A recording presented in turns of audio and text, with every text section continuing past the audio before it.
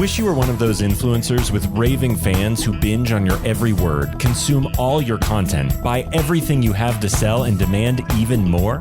Then stay tuned while Authority Magazine columnist and BuzzFeed contributor Tracy Hazard shares strategies, tips, and tactics from top videocasters, podcasters, authors, and social influencers on creating that bingeable factor. Now, let's join Tracy as she explores how to rise above all the digital noise with the binge factor.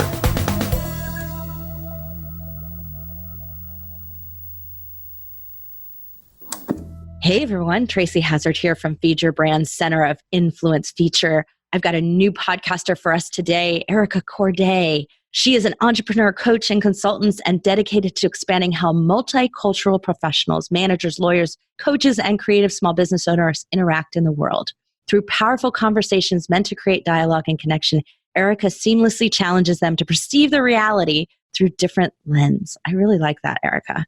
And your topics include diversity, equality, equity, and inclusion, which make for the awareness that she uses to create mind shifts for impact. In life and in business, Erica believes talking about the important and necessary topics in a safe space creates change and helps people feel comfortable, honest, and forward-focused. Her podcast just launched earlier this year, and it has, I think you're like 15 episodes or so, Erica, right? That's about right. And it's called Pause on the Play. Interesting title. I love it. Thank you so much, Tracy. I appreciate that. Yeah, glad to have you here. And really glad. I'm so excited about the She Podcast event, which is how we connected, which is coming up this fall in 2019, because who knows when somebody's listening to this. But the first one's going to be in October 2019. And so we got connected to it. And you know what I really loved is that I've finally gotten way more women on the show than ever before. And so there's a bit of diversity going on here as well. And with that, I've had great cultural diversity as well. And you are one of those. So I'm excited to have you on. Thank you so much for having me, Tracy. So tell me, what made you start a podcast with all you're doing and all that you've got going on? It was kind of funny. It definitely wasn't planned. And the funny part is I don't know who actually plans it anymore. It almost kind of happens. You got dragged into it and you don't even know.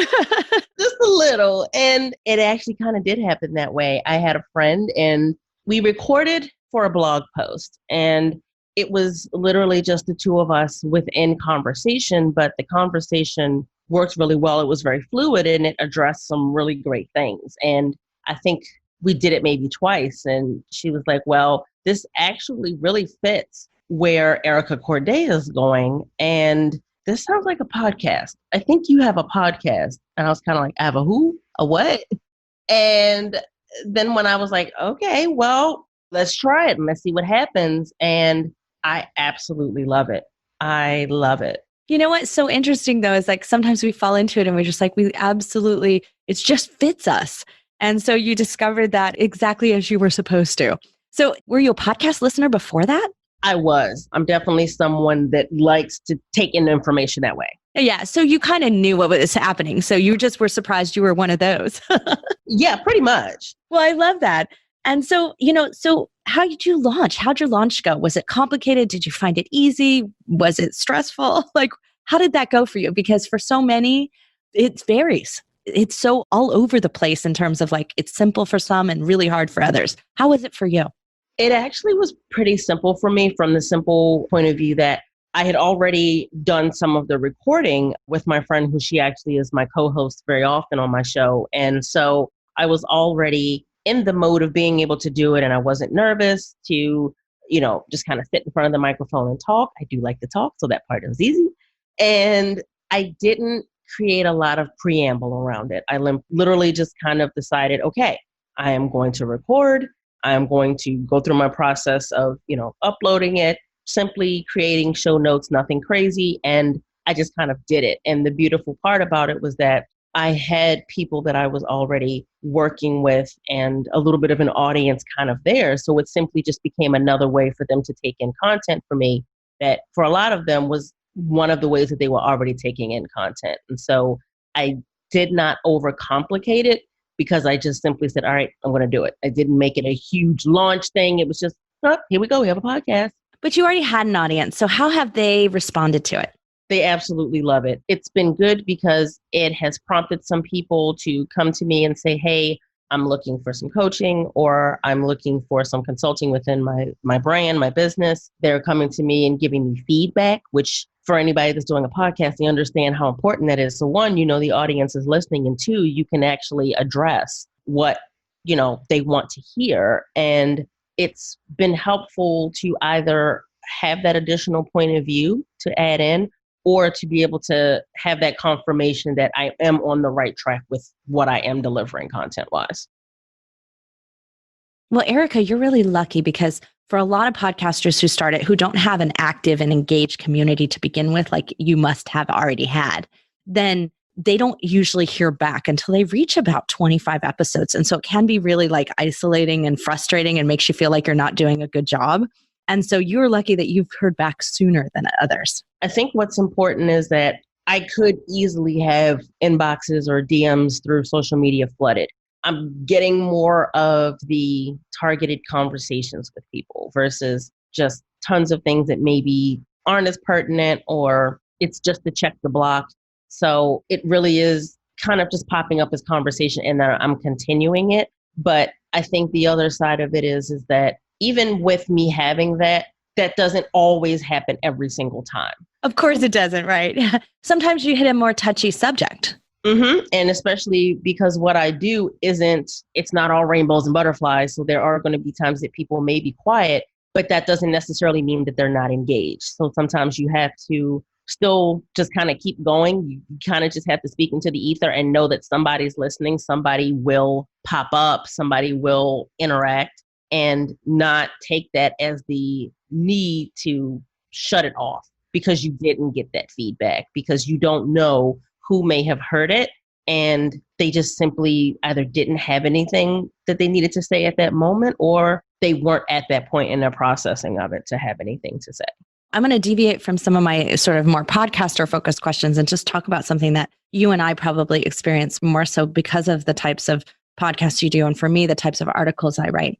So I write a column for Inc. magazine in addition to Authority magazine. And it happens invariably that I write about women in diversity, getting more cultural diversity into artificial intelligence and into our technology, STEM and STEAM and that kind of thing. And whenever I write about them, I'm trolled on Twitter, like in a nasty, horrible way. And I was like, did you read the article? It was really positive. Like it was not negative at all. I was talking about how we can, be a part of the solution, but it happens invariably. And that's, you're stepping into a territory in which you can have people who don't even really listen, but are reacting to just the headline or the topic. So you're putting yourself out there in a very vulnerable way. And that can be hard when, everything you do is so personal on your podcast. You're making yourself very vulnerable there. The interesting thing I think about anybody that does anything, and I think you're a really good example of that, in that you're going to have people that are going to disagree or just have a variance of opinion, regardless of, how far it may go. You can't prepare or act for those because there's always going to be somebody, even if it's just someone that feels as though you have a platform and they don't, and therefore they're going to manifest the platform for themselves by trolling. There's nothing you can do. And if anything, it's more of a reason to not allow your voice to be silenced, because it's too often that marginalized groups, women, minorities, is this reason to try to shrink. And I absolutely advocate for people not using that as a reason to contract, using that as a reason that what they're doing is absolutely needed and necessary, and that they're doing the right thing when they do get those kinds of things. It's like, oh, whoop, somebody's listening. So therefore, that's my indication that I'm doing exactly the work I should be. Oh, I'm so glad to hear that. You're all for moving forward. But you have a really interesting title here, and I want to touch on that because people get really hung up. Aspiring podcasters get really hung up on how to name their show. And your show's not named what you would typically expect for its topic. It's called Pause on the Play. How did you come up with that? And how did you decide it was right for you? Strangely enough, I have an amazing friend whose daughter is just great with words, and she was actually the one that came up with it. I love it. Let someone else name it because I can't do it. That's who I am. Right. And it was literally where we were talking about it. And this was when it was in its, very first iteration as kind of just a blog kind of special. And she said it and it was kind of like, oh, that's it. And it made perfect sense from the point of view of, if you think about sports, it's like, whoa, pause. Wait a minute, pause on the play, because no, there's a problem. There's something going on. We need to stop. We need to address it. We need to redirect. I keep doing that with the news and other things. I'm like, pause that. We all need to talk about this because you're really on to something there. And it's absolutely fits what you're talking about and what you're advocating for. And that was why when it did come about, it lined up perfectly. And it could be very easy to go with something that was very literal. But I actually love the fact that it's not literal, because it allows me to speak about, what it is that I'm speaking about. But because a big focus of what I specialize in is DEI, diversity, equity, and inclusion, it gives me a lot of places that I can go with it without pigeonholing myself. Because I have seen people that I know that will have a podcast and they feel like they outgrow it and they have to start all over again because they've gotten themselves into this place where it's like, I've niched down so far, I can't do anything else with it. Oh, I'm so glad you said that. There's two schools of thought in how you title your podcast. And one is that you title it in the digital marketing world so that it hits the keywords and you're going to show up in search. But the reality is you have more in iTunes and in Google and all the other directories out there and all the AI that controls the search, right? That you have the description and it's 4,000 characters long, and you can use that to fit in all your conversations about diversity and equity, right? And you can do, put all of that in there so that when someone's searching for those topics, you show up anyway. But when they hear the name, they are like, this is going to be fun. This is going to be interesting. I got to check it out, instead of, oh, this is going to be like on topic and maybe boring. So given it a personality already. So kudos to you. That is awesome choices at the very beginning. Thank you. What funny or interesting thing has happened so far? I mean, have you guys made some big mistakes and you learned from them already? Like, I'm never going to do that. I'm not going to record that way again. Anything happened to you yet? Let's see. Well, I have learned that now, having been led by, my strategist for social media and all things kind of marketing and strategy, now having an actual mic, I have learned that don't record with your headset. It sounds like a good idea until it doesn't. And it doesn't when you go to listen to the playback and you're like, oh no, it's wasted. I can't use this. It sounds terrible. And if you're like me, I can't say the same thing twice. So like re-recording is just not that good an option. No. And some of the first episodes, they were that way. And I didn't know in the very beginning, but then the more I did it, I was, and then like when I started to actually have like an intro and things like that, and then I would pop in the other audio, the interview side, I'm like, ooh, it's so different. And so then I could very audibly tell why having my mic made such a difference. I learned I can't share the mic without my headphones. So like if you have a pair of ear pods, you can, go ahead and sync those and you can share AirPods and you can share the mic that way, but you can't share the mic without earphones because hello, background noise. How are you? Yes.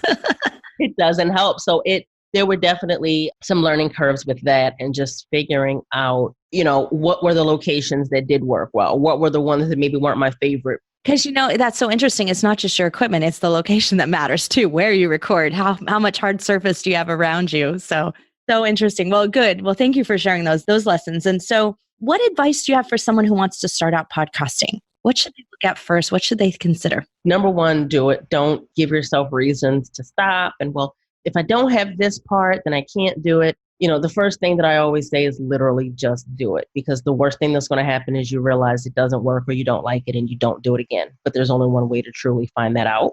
So just to simply get started is always going to be the first. Second, do buy a mic. It makes your life. The mic is helpful. Great. So, well, let's do some other lessons. So have you been booking guests yet? I have.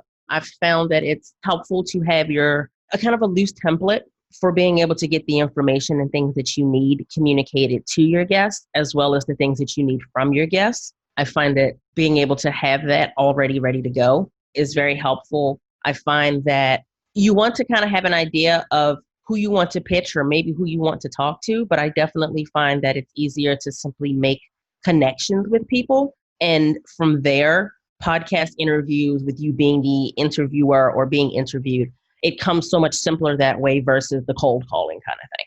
Yeah, absolutely. Do you have a big guest you'd like to get? That's a good question. I don't know. You got to think about that. I know. I'm like, I don't know. Because the interesting thing for me is that I am finding so many people around me that are so interesting. And it's not one of those like, oh, I want this celebrity. I am honestly, truly having so much fun just finding out about all of these amazing women that do this thing that I do in the way that is their zone of genius. And just feeling like we're all standing shoulder to shoulder and being determined to make our mark on the world. So every person that I interview just kind of lays the groundwork in this beautiful melange of all of the people that I'm interacting with that are influencing me. And I am thoroughly enjoying it. I like that. I like that idea where, a lot of them want to get celebrities on for various reasons, but I like the idea that it's an exploration and you're along with your audience in doing that. That's a kind of great approach. It's a really down to earth because, we can't all learn from celebrities. We can definitely learn from our more successful neighbors though. Exactly. And I find a lot of value in talking to someone that is where I am, someone that is beyond where I am, and someone that isn't yet where I am. I think someone that isn't there yet still has some of the rose-colored glasses that you can lose with things sometimes. So I think there's this beauty in still having that it's all beautiful. And yet the person that's done it and maybe is a little bit beyond you has that experience. So there's that knowledge there. And someone that's with me, we're in it. So we're both here, but we're also looking at it through our individual lenses. And there's always value in considering a reality that doesn't look like your own and also understanding that it is also real. I love that. So how about increasing listeners? Have you done any kind of campaigns or done anything to try to ask for listeners? Or I have not done any campaigns. I've been considering up the possibility of possible Instagram ads or something along those lines. What's really worked well for me is the kind of share with a friend kind of thing. If you know of someone that this would benefit, send this over to them. Or if I'm working with somebody and they're talking about something, I'll say, hey, you know what? I actually have an episode that might work really well with that. And it's something that they can share with their audience or with clients. So that's been really beneficial. A little more grassroots. So like that. And so you talked about producing in a professional way, get a microphone, get a better space. So we don't need to cover that one again. But how about once you have that audience, you seem to be already really good with your encouraging engagement. What do you do to get people more engaged? Honestly, I think that's one of those things where, like when we talked about the difference of, say, having like a celebrity guest versus someone that does feel a little more approachable, that's more of a real person. I really think that it's important to keep a piece of that realness, a piece of that grounding where things aren't so perfectly polished to a fault that it can feel unapproachable. So if I were to show up and it's just every photo and every caption and everything is so produced to perfection, that could make people feel as though, well, I can't show up here and talk. And that's a really important thing for me because some of the people that I've seen that do the work that I do or similar work, some of the spaces aren't as welcoming. That's so true. And for me, it's very important to provide that space that people feel that they can come in, they can speak, their voice can be heard, they can ask questions. There is no, oh, you're going to be skewered because you asked something that you should have known or any of those types of things. So really fostering that, hey, it's cool. Come on in the room. Let's talk. And I'm not talking at you. We're talking with you. I love it. Being approachable. Such good advice. That's wonderful. So what about thinking about monetizing your show? Obviously, it's helping your coaching, your coaching programs and other things. But have you thought about that? It's funny you mentioned that. I have, and I'm actually interested in when I do come to She Podcast, really just kind of exploring that a little more because, as you mentioned, I am newer to the podcasting game in comparison to people that have hundreds and hundreds of podcast episodes under their belt. And so with that being said, I want to kind of find out what do the options look like to monetize? What does it look like to have sponsors? What are some of the options that maybe I'm not aware of or haven't considered that aren't necessarily sponsors? Because that's one of the main things that kind of comes to mind for me. And I know that that's not the only way to do it. So I'm actually really interested to see what does that specific area kind of hold possibility-wise for Pause on the Play. Well, and you know what? There's a lot of options out there. So that's such a great, way to approach an event. So not only are you going to go there, speak there and get exposure and publicity for your show, but you're also going to go there with an intent to learn something. And, 98% of the podcasters out there don't make money off of advertisements or sponsorship. So, it's only 2% that qualify for that.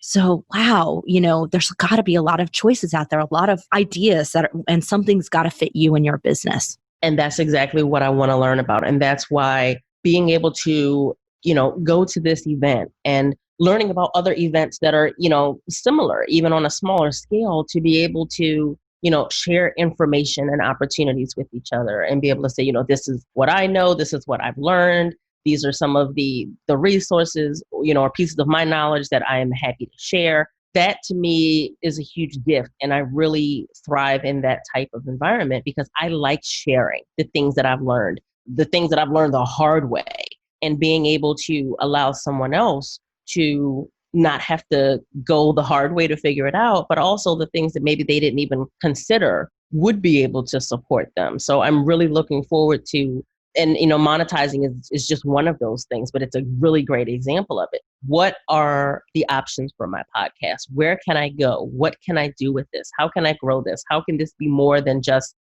me sitting with earphones and a microphone and recording in hopes of someone listening? How can I really make this into a movement and then monetize it? Because the reality is that this is something that does cost money. Even if all of the things that went into it didn't cost money, your time is money. So what's the next step? So besides getting to be a speaker at the She Podcast event, has your podcast already given you higher authority and the ability to do some things that you didn't expect to be able to do before? I didn't expect any of this. That's right. It's all exciting. It is. I didn't expect to have the podcast. I didn't expect to be in this position to where, I am having people, say, hey, I want to have you on my podcast. Me being able to ask people to, guest on my podcast, me being in this space for people to be able to say, I hear what you're saying, and this is really important to me, and I need your support with this. And that leading to, different types of positions and bookings and things with my coaching and consulting. It's all really fleshing out and coming together into this beautiful thing that I didn't necessarily plan for. And I'm just the biggest thing I'm doing right now is just being malleable and receiving it, being open to what it can become. I love that. That's wonderful. And you're not alone. I mean, we started our first podcast back in 2014, end of 2014, and yielded a whole bunch of surprises for us as well. So I think it does surprise everyone. It got me my column for Inc. magazine. It's gotten me numerous speaking events, got me things that on stages and places that I didn't expect to ever be invited to. So it became a whole new world that opened up for me. So I'm glad that that's doing the same thing for you. I love hearing when people have kind of been there in their own iteration of it. And it's kind of like, I didn't necessarily know where this is going, but it's given me all kinds of opportunities. And here I am, and I'm still open to whatever opportunities are still coming. So, and I'm going to take advantage of them, right? Exactly. So, I mean, you're a great, example of what can happen if you just kind of just show up. Well, this is something that occurs again and again with the women that I come across, specifically women more so than men, that they hold themselves back a little bit. They don't take advantage of the opportunities. They tell themselves they're not ready yet. And I love hearing that you're not like that at all, because, I reached out to many of the speakers on She Podcast, and many of them didn't want to come on the show and promote their business and promote their podcast. They just were like, oh, I don't think that's right for what I'm doing, or I'm not ready yet, or I just started my show. And you said, no, I'm going to play. I don't think that there's any way to know unless you try. And there is a point to where you never know where things can lead. And you don't want to write the story before the story has actually played out. So to me, I'm like, why not? Absolutely. Well, beautifully said. Well, I cannot wait to hang out with you at the She Podcast event. So it's She Podcast Lives, October 11th to the 13th in Atlanta, Georgia. There are still tickets available. So I'm going to have all the links for the event. And of course, to you, Erica, and to your Pause on the Play podcast will also be in the blog post for this episode at feedyourbrand.co. make sure that everyone can connect to you so they can listen up before they see you live and check you out. I am so excited. This has been amazing. And I seriously cannot wait to meet you in person, Tracy. I'm so excited. Good. We'll have lunch together. We'll have fun. So looking forward to it. Well, thank you so much for joining me today. And thank you for being a center of influence in podcasting. And I will be back, everyone, next week with, and maybe even more often, because I seem to have so many wonderful speakers that I might have to cram them into 2 a week. Wouldn't that be exciting? So I'll be back very soon with another center of influence podcaster. And I look forward to sharing their tips and their exciting venture into podcasting. Thank you all for listening.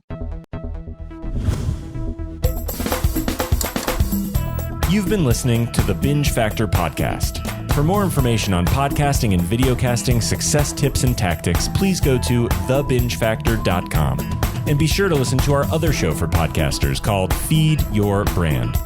If you'd like to be interviewed on this show, as well as featured in Tracy's column, please go to thebingefactor.com/guest and apply.